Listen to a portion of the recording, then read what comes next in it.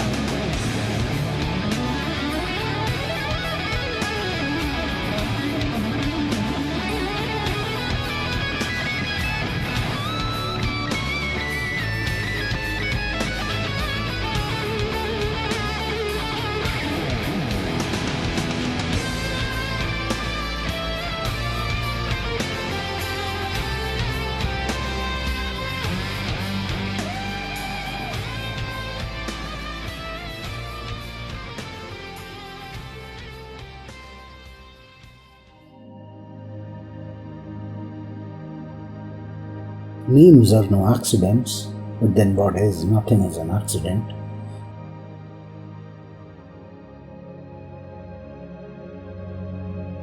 A 4-letter even word, and the letters put into the alphabet number cipher add up to 38. In science, gold is labeled AU, and the atomic number of gold is 79, 38, 22 and 79. I've studied the numbers in social physics for some years, and these are special numbers in a relational sense, a bit like 137. In particular, I'm talking about 38, and that is SS, and S is the 19th alphabet. In the 19th age, there was this phenomena of the navigator, and we'll cover that later.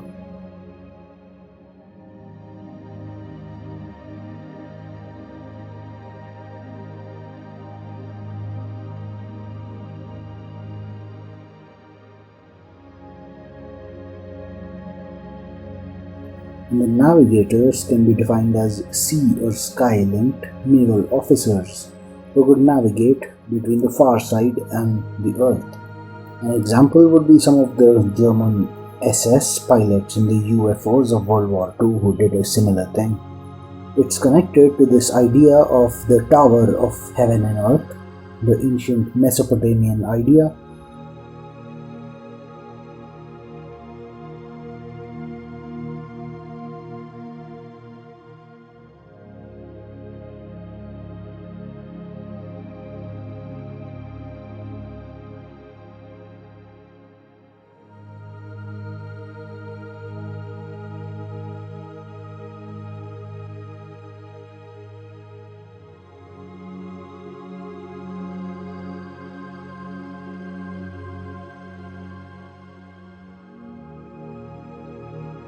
It's all about a link between the good from the far side, what people call heaven, to the good at earth.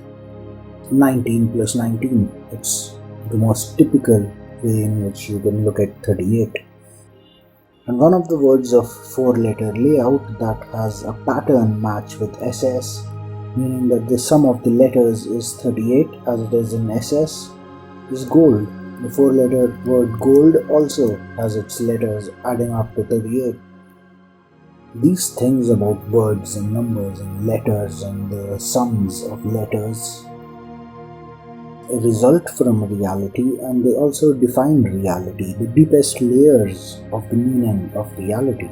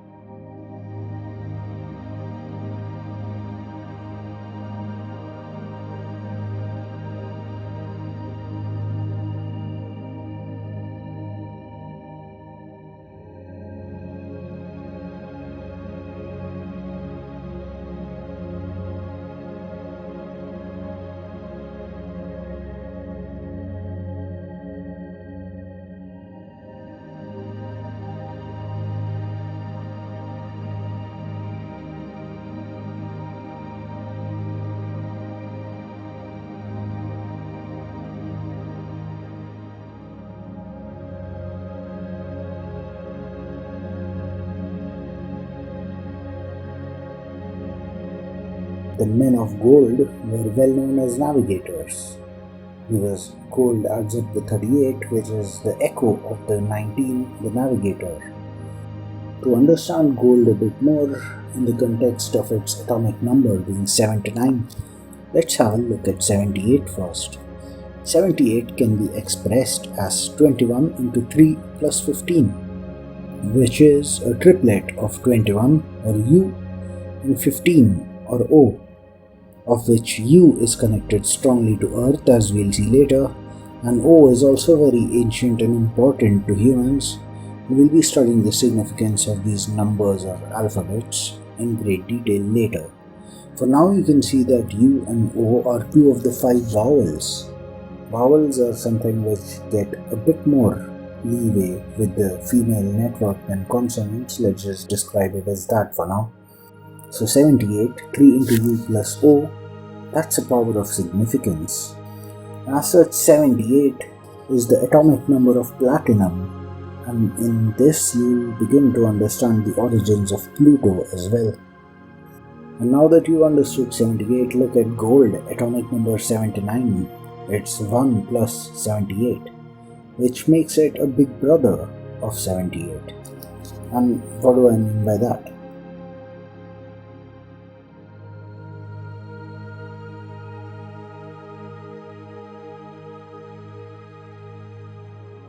If you consider the 78, say a bunch of 78 people from Pluto, as a first faction, then the Big Brother is a second faction which has 79 people. and 78 of them are competing with the 78 of the first faction. The 79 contains like one extra guy, and this guy might serve to put the second faction's 78 at an advantage compared to the small brother or the Pluto faction, which has only 78. And this advantage can be used for either good or bad. This is why the +1 of any number can be seen as its big brother in this sense.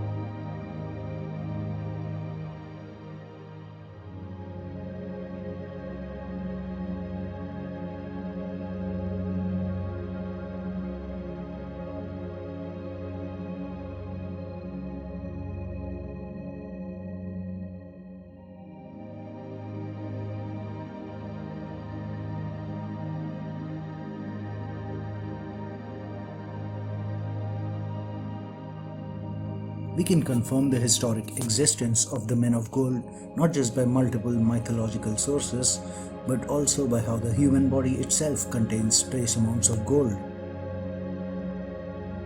And about them we can say, because gold as a metal is strong and yet flexible, it's the most flexible of all metals.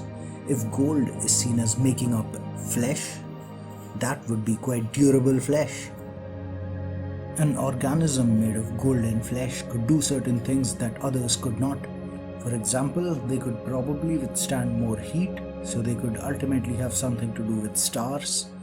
Tolkien, for example, associates the sun with this color, calling it Anar the fire golden.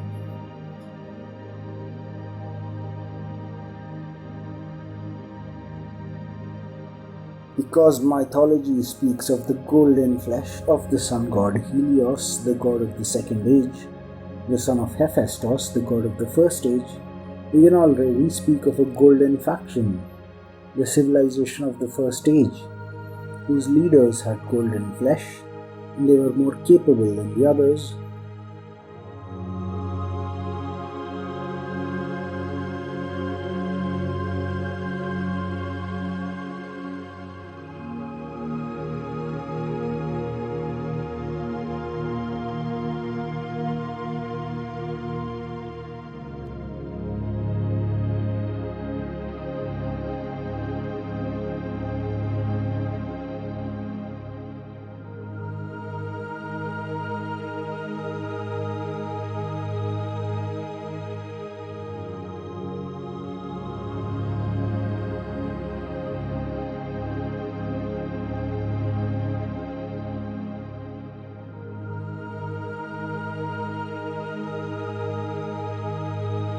I've seen a bit of Greek mythology, the stuff which is available in the public domain. It doesn't even talk much about Hephaestus. It just mentions him in passing as the lover of the goddess of love, Aphrodite. And it remembers Hephaestus as an inventor, a working class god.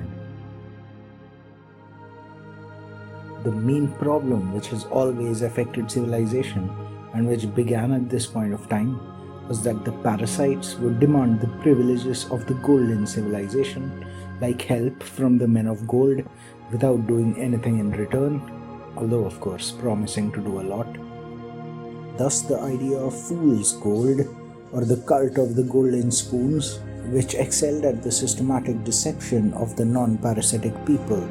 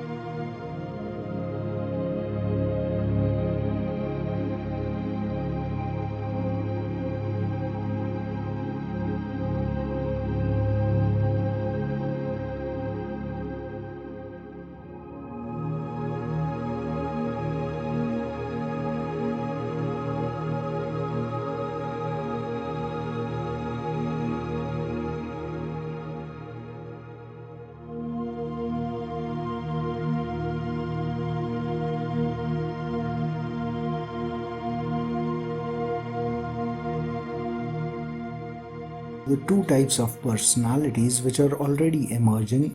Firstly, the more early man, kind of dopaminergic or energy sink, kind of mutual back scratching based trollish type who gangs up to empower himself at the expense of others. I use the term troll, but it might not always be appropriate. And these form into bacterial cultures which are held together by fear, which does make these cultures effective weapons against civilization. But these cultures cannot hope to match the quality, the will to perfection and beauty which is found in a true civilization. Which brings us to the other type of person. These don't gang up against reality to promote their cause. Nevertheless, it's not as if the kairos is all bad. There's also an aspect of good in the kairos, just because this system exerts its influence on so many people. The system is not always conducive to the brightest ideas, but it's not as if the linear-minded understands nothing of morality.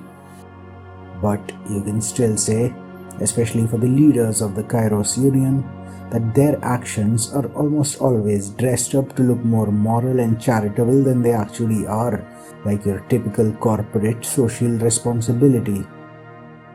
Socrates already equated evil with ignorance, so in fact the evil mostly stemmed from the kairos. Many of the elites had this anti-thinker style of the parasitoid, like they may go as far as to enviously obstruct those who are trying to make the world a better place. They would claim in contrast that they do a better job of it. Well, the trolls evolved to stretch their ideas into the subjectively logical domain. They had more of a tendency to justify wrongdoing.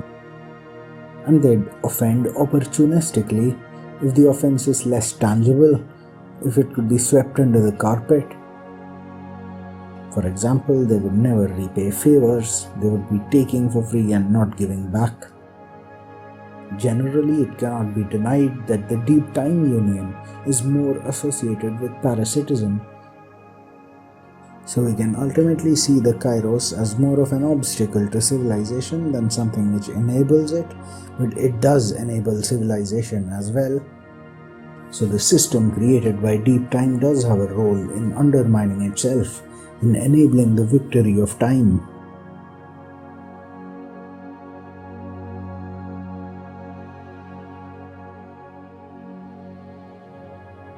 The first age had a glorious phase, but towards the end of it, a problem broke out.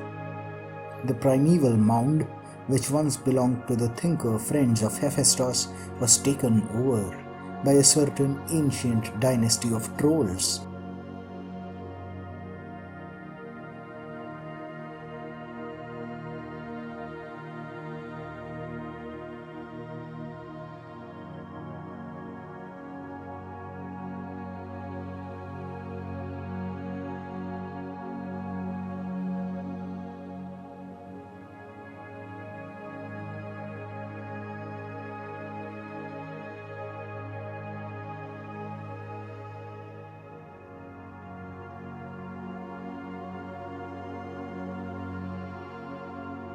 The trolls of deep time can be defined by how they could compete for control over the 100 dreadlords or agents of Malekith. They would simply pretend to work for Malekith while actually exploiting their hold on the earth to meaninglessly chase power. So these trolls who could capture the primeval mound from Hephaestus and thus could make up the more kairos style 37th, the less helpful big brother of the 36 logic-based alien civilizations, could also draw upon the 100. So all this is what makes up the bad side of the Alpha. A big brother of the 36 alien powers that took Hephaestus as their leader, the ancient 137, whose good side is whatever the universe's thinkers could make of the 137 jersey if they manage to wear it. But of course the problem with that is that after the ancient trolls captured the primeval mound, the number 137 jersey at Earth, any expeditionary force that Hephaestus might send from his far base in Auriga would be in a dangerous situation the closer it got to the Earth. That's why Hephaestus, the ancient far side leader of the thinkers, is shown as a limping god, as he finds it hard to set foot on earth. The Kairos 137 would not easily allow him to land to this earth, whose thinkers have always been dominated by the trolls, who, after getting their hands on the 137 jersey and the primeval mound that originally belonged to Hephaestus, have tried to dominate the universe by exploiting their control of the earth, and try to deny the number 137 jersey to Hephaestus, or later Malekith, who can be seen as similar to Hephaestus as a leader of the thinkers, an agent of entropy.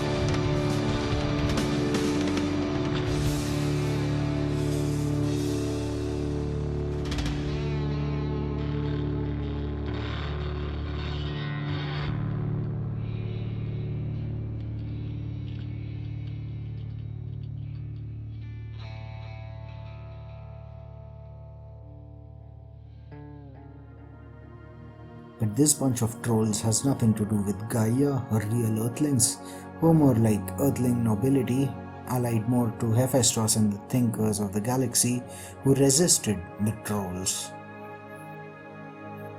Nevertheless, because of the trolls' grasp on Earth, there would be an identity crisis, especially around the Earth.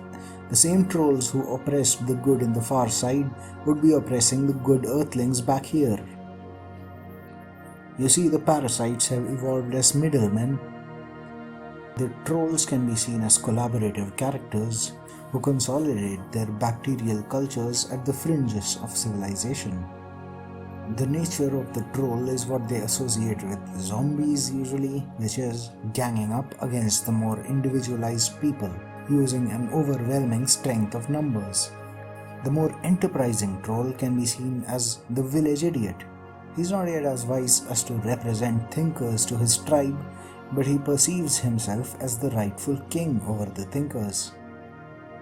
It cannot be seen as an individual as much as a group. The talent is a sort of Machiavellianism to measure the power which can be extracted from the network, to dream of further power, a more powerful network.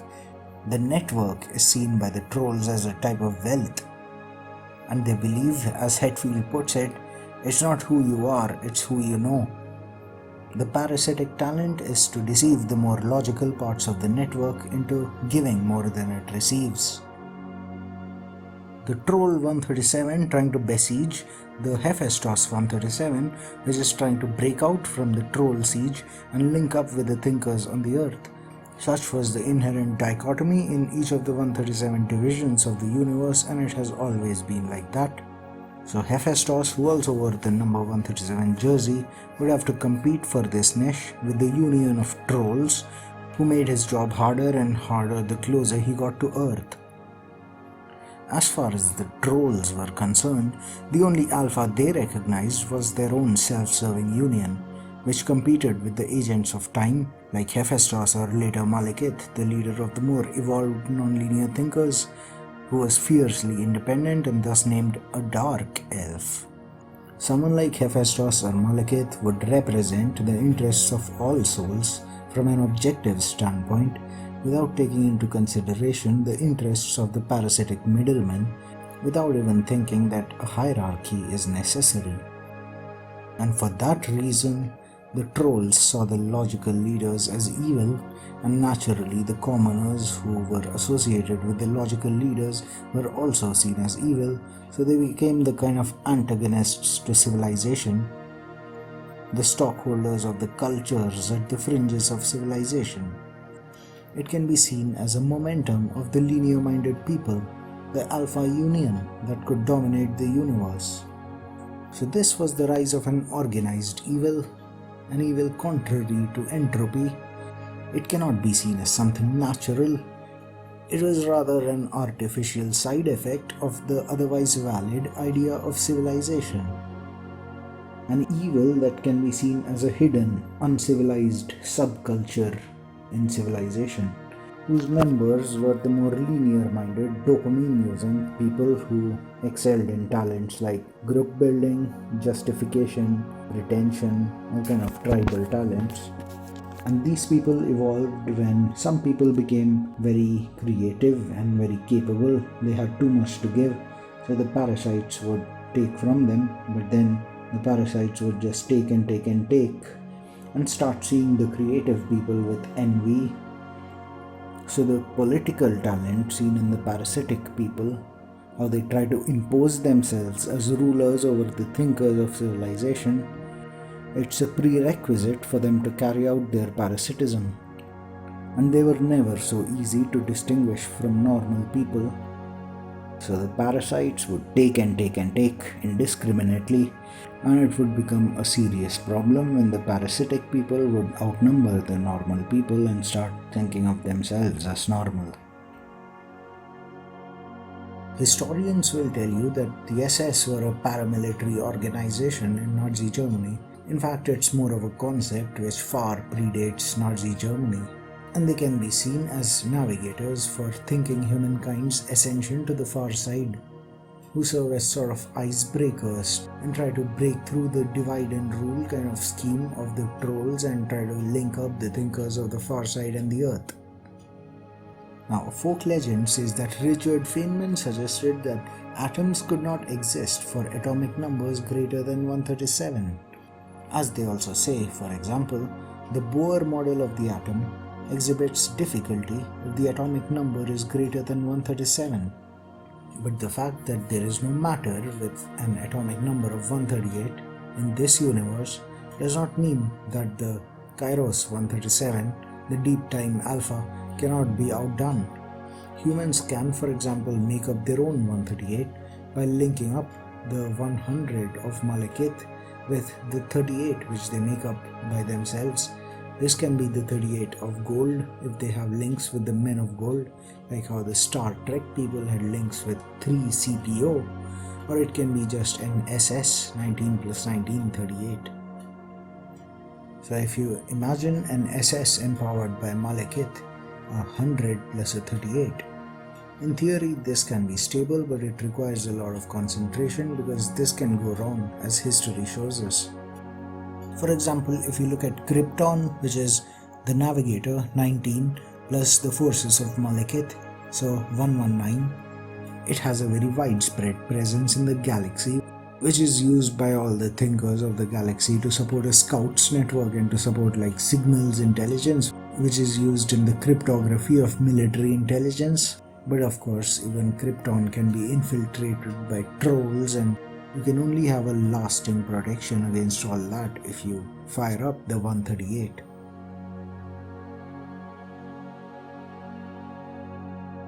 But this echo of the Navigator, a 19 into 2, a 38 plus the 100, has not proven very stable in the past. But it can be done, and it should be done. Why even tolerate the divide and rule of the parasites? But what should also be done at the same time is to not rely so much on a vulnerable leading section like some 138.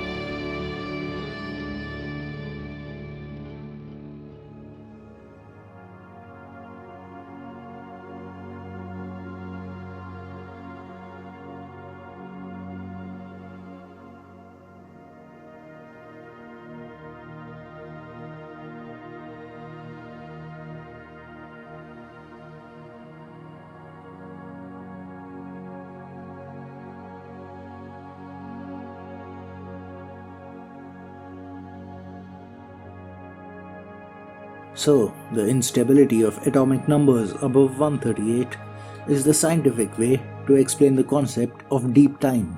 It can be seen in one sense the length of history, the time taken for entropy to rescue the galaxy from the great momentum of the linear-minded people, the kairos alpha, the length of the whole story of the needless and absurd, the fake good and the fake evil, until entropy has its final victory by delivering a civilization where humans are free to be themselves with a free will, which truly is of a nature as to make one help entropy rather than serve false masters and their false causes. Who can only give you the illusion of choice, lead you down predefined blind alleys, which defines the mortal tragedy. This also means that the trolls have tended to hold the jersey number 137, especially near Earth. And you should understand this in the context of the story of Eddington, how he first spoke of 136 being the fine structure constant, and it was too late by the time he updated the value. When he tried to insert the time or entropic kind of earthling leaders into the jersey number 137, the trolls shut him out. Deep Time had already won the number 137 jersey near Earth by then and abducted the whole 136 apparatus, and back then it was probably Eddington's rival Subramanian Chandrasekhar who represented the Deep Time 137.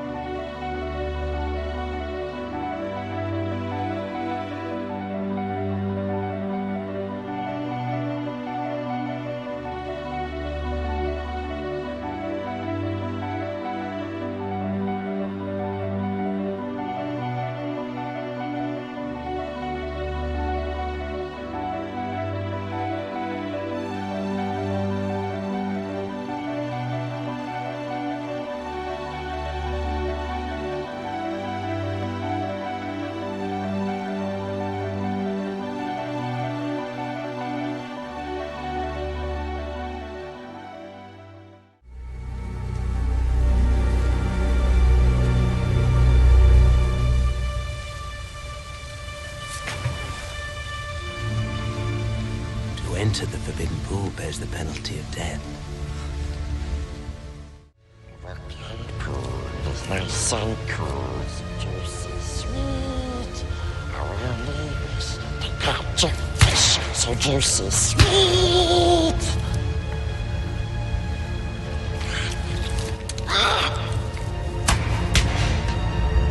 Wait.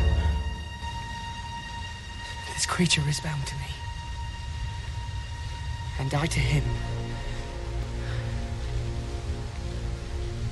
He is our guide.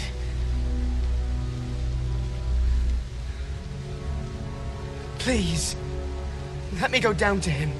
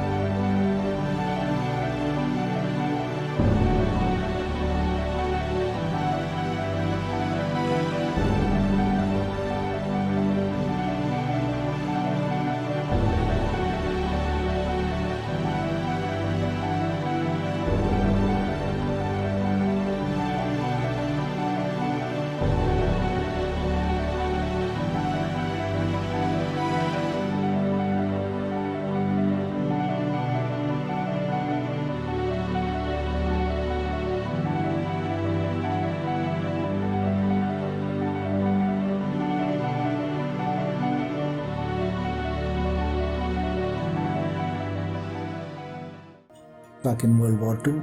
The problem was that the 136, which liberated the far side to some extent, did not have a very reliable big brother on Earth. And what was the big brother of the 136?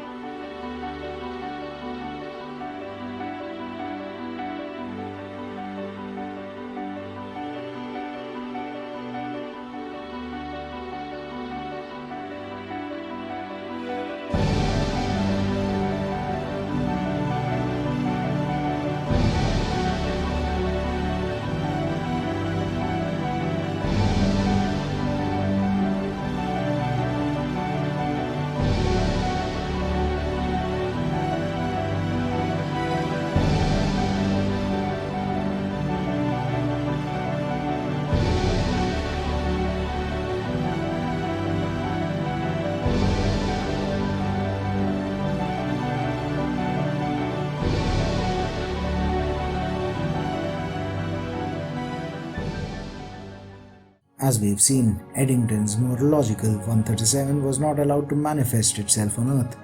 Therefore, the big brother of the alien 136 back in World War II was the Kairos 137, which, though dominating the Earth towards and after the end of the Second World War, was not so friendly with Earthlings. It's more like something floating on in between the far side and the Earth. And that is its weakness, just how thinkers from the far side have their own weakness, their Achilles heel, so to speak, the limping of Hephaestus. In fact, the only logical possibility after the two world wars is that the Kairos Union will be caught between hammer and anvil as the thinkers again dominate the far side and the Earth, and we can finally bring about the tri-ellipse, the true unbihexium, which is something which we'll study later, but let's just say that the hobbits will know the rule of law. So Earthlings can ascend, and not along the paths dictated by the data parasites whose gurus and the likes can only misguide you. They always take more than they give. So although the good 138 can in theory exist as a stable faction number, the problem was exactly the opposite of what Hephaestus faced when he tried to descend to the Earth. The earthly 138 was strongly resisted far away from the Earth by the village idiots who dominate the villages far from the Earth, like the shires of the hobbits, the greater society in the grim dark beyond, what's called medieval Arkanar in the Strugatsky brothers' Hard to Be God series. And the troll elitists of Arkanar make up the Kairos 137, whose grip over our universe is quite extensive. And it all began when they established their dominance over the primeval mound of Hephaestus. Breaking the siege against Earthlings, it's hard, but it's not impossible, and this is the task which Hephaestus would now try with the help of his son Helios.